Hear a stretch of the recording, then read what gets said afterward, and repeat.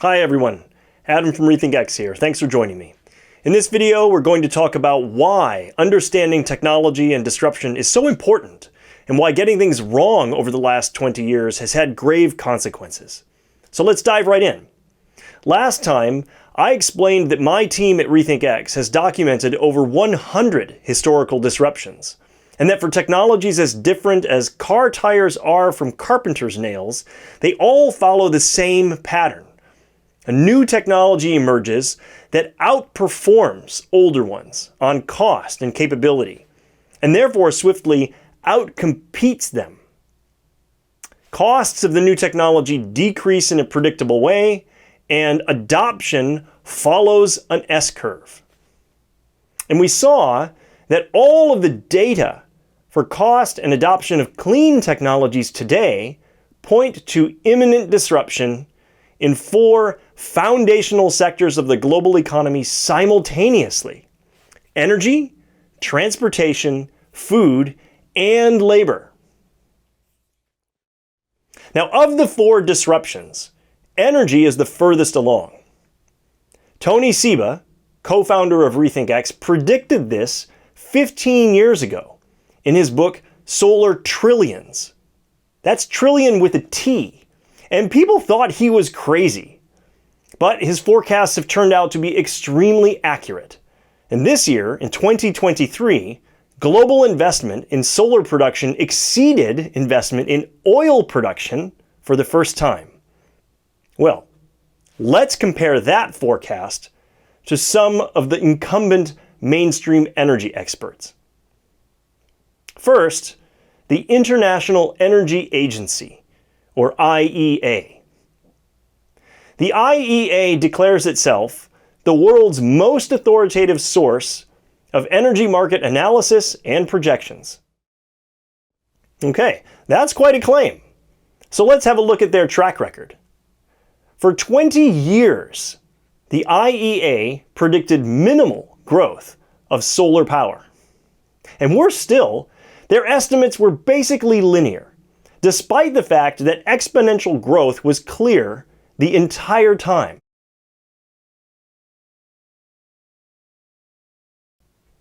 Now, the IEA changed its methodology of its World Energy Outlook several years ago, so it now includes more aggressive clean energy scenarios. But it nevertheless continues to present the same gross underestimates in its core scenario as if these were plausible. Well, there's an old saying, often misattributed to Einstein, that the definition of insanity is doing the same thing over and over again, expecting different results.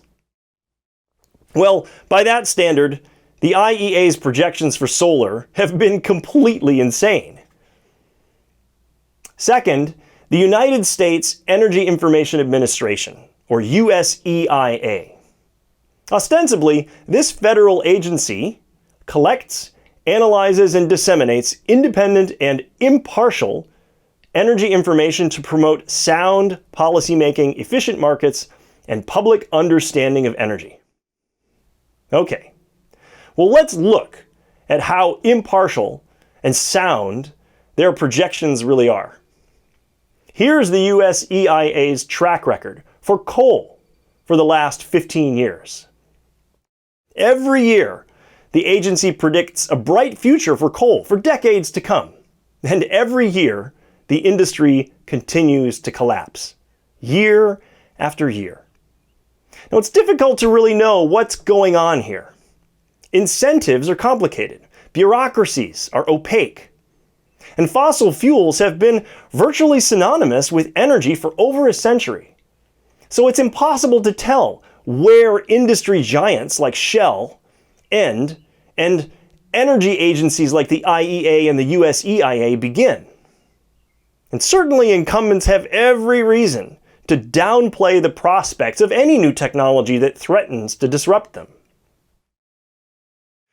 But Hanlon's razor applies here too. Don't attribute to malice what can be explained simply by incompetence. After all, we saw photography giants like Kodak do the same thing with projections for the future of film and digital cameras. And they owned the key patents on digital cameras. So, it's hard to know how much of this insanity is the industry inadvertently deluding itself versus deliberately misleading others. But let's be frank. Making the same mistake 20 years in a row doesn't look like an accident. It looks like a strategy. I should also mention that one point of confusion here is that these two agencies really are authoritative sources of historical energy data. It's fine to use their numbers looking backward into the past. It's using their numbers looking forward that has been a disaster up until now. And that brings us back to the point of this video. Why understanding technology and disruption is so important. The ridiculous projections of the IEA and the USEIA wouldn't matter if nobody took them seriously. But unfortunately, inexcusably, that's exactly what the scientific community has done for over 20 years.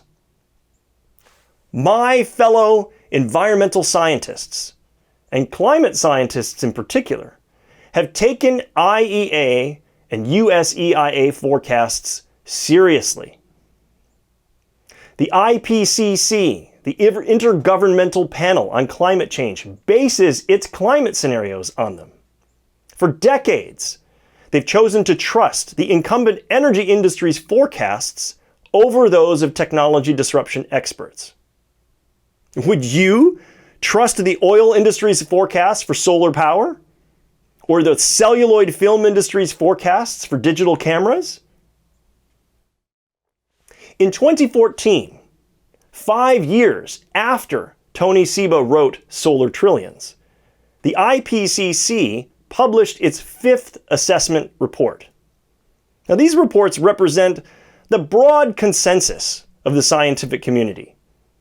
And so they are, therefore, the basis of all climate change policymaking worldwide. And at the heart of the report are climate scenarios. These are the what-ifs, the possible futures that the climate science community is holding up for the world to see. In 2014, the key scenarios were called Representative Concentration Pathways, or RCPs. And like any scenario, they're based on assumptions about the future. So, those scenarios are only as good as the assumptions they make. And logically, these scenarios can't just model the climate system. They have to make assumptions about society and the economy too. And that means making assumptions about technology. Assumptions like how much energy we use and where it comes from, for example. Of course, the problem is that no matter how good your climate modeling is, if you make false assumptions about other key factors, your scenario's still junk. So another old saying, this one from computer science, applies here. Garbage in, garbage out. It means that the results you get out of a model or a scenario are only as good as what you put into it. And the assumptions about technology that went into the RCP scenarios were garbage. This IPCC chart shows energy assumptions in those scenarios for the year 2100 compared to the year 2000. RCP 2.6 is the best case scenario because it has the lowest amount of radiative forcing, 2.6 watts per square meter. So here's the thing to notice. RCP 2.6 assumed that less than 5% of all of the world's energy would come from solar, wind, and geothermal combined in the year 2100. Now, why was that assumption garbage? Well, here's the data showing global solar, wind, and geothermal generation. This is what we already knew when Tony Seba wrote solar trillions in 2009. Now keep in mind, this is a logarithmic plot, so the vertical axis is increasing exponentially. And the straight line in the data means that the exponential trend was already unmistakable. Then, 5 years after that, the IPCC published its 5th assessment report. And the exponential trend continued. So here's the RCP 2.6 assumption. And here are the data for the years since 2014. We're on track to exceed the RCP best case scenario for the year 2100 before 2030, 70 years ahead of schedule. Now, it's not just energy. The same thing is happening in transportation. In fact, the garbage in, garbage out problem is so severe in the case of the USEIA that it's genuinely mystifying. In 2014, that same year, the USEIA's reference case predicted a total national stock of 215 light-duty EVs with a range of 200 plus miles for the year 2020. Not 215,000 EVs, 215 individual electric vehicles in total in the entire United States. Tesla alone sold almost 19,000 vehicles the next year in 2015, and by 2020 they had a fleet of over 700,000 cars in the US.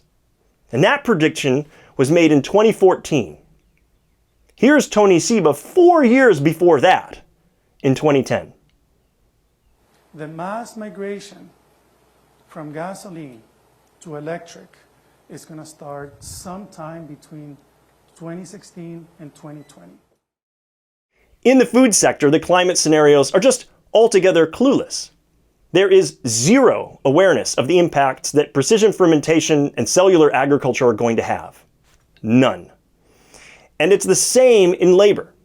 The climate scenarios don't even mention artificial intelligence or automation. For 20 years, it's all simply been dismissed as science fiction. Well, is GPT-4 science fiction? ChatGPT went from 0 to 100 million users in 8 weeks. That feels pretty real to me. And remember, these are climate scenarios projecting to the year 2100, more than 75 years from now. And they completely ignore these technologies. Now, the IPCC has developed a new set of scenarios since 2014, the 6th assessment report, and it uses the new SSP scenarios instead. But the fundamental problem of technological illiteracy remains. For example, SSP 5 claims to be the high technology climate scenario. But its subtitle is fossil fuel development. That isn't just wrong, it's backwards. The highest technology scenario will obviously use the least fossil fuels. Again, I don't know exactly what went wrong here. Incentives are complicated, and Hanlon's razor applies. But what I do know is that being wrong about clean energy by 70 years is not an acceptable error. Being wrong about electric vehicles by a factor of over 3,000, looking less than a decade ahead, is not an acceptable error. Not when trillions of dollars and the policymaking of our entire civilization are on the line. Not when it terrorizes an entire generation of young people into believing there's so little hope of solving climate change that they can't risk having children. That's why it's so important to understand technology and disruption. And to my fellow environmental scientists, we should have known better. We let our biases against technology blind us to the truth when the data were staring us in the face. And we bought what the fossil fuel industry was selling because it confirmed those biases. Shame on us. Okay, well, what should we do now? Well, first, we need to build a new, realistic set of climate scenarios based on the technology forecasts of people who've gotten it right instead of wrong for the last 15 years. People like Tony Seba.